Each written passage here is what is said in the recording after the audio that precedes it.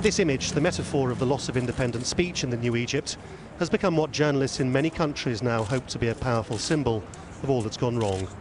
Outside the Egyptian embassy in central London, staff from a number of British and international networks joined together to register their concerns that journalists speaking to the Muslim Brotherhood does not mean that they too should be classed as terrorists. Press freedom is needed ever more than ever in Egypt, and the reality is that this crackdown is an abuse of press freedom and it's abuse of human rights. So it's really important that journalists are allowed to do their jobs freely in Egypt. We want freedom! We want freedom! From Pakistan to Canada and Kenya, similar events have been held in recent days.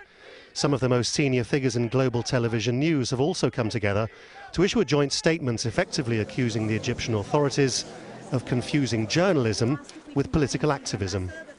We think the Egyptian authorities are profoundly mistaken in their actions, it reads. Whatever the local conditions, a fundamental principle of any country should be freedom of speech, the existence of critical voices that contest the mettle of a system. As history shows, that's vital. So we think Egypt's move is deeply damaging to the future of impartial journalism in the country, and that its actions are unjust and unacceptable. So in many ways, what all this demonstrates is a sort of consensus view forming across the international media as regards the state of play on press freedoms in Egypt. Most of the news crews who are here don't actually work for Al Jazeera, but many of them do have to report from Egypt. This is their demonstration as much as anybody else's.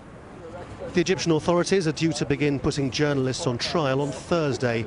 Among them Sue Turton from Al Jazeera English, accused from a distance of sympathy with the Muslim Brotherhood.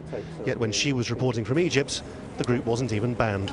Do you know what? I feel quite optimistic. I know it's a huge worry for the guys in prison that they're turning up charged with terrorism offences, or indeed Peter, like me, charged with aiding and abetting.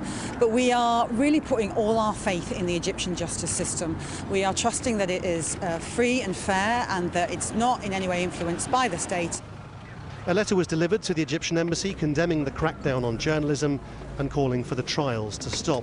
In the meantime, Al Jazeera staff, whom the network maintains are entirely innocent, remain behind bars. Lawrence Lee, Al Jazeera, London.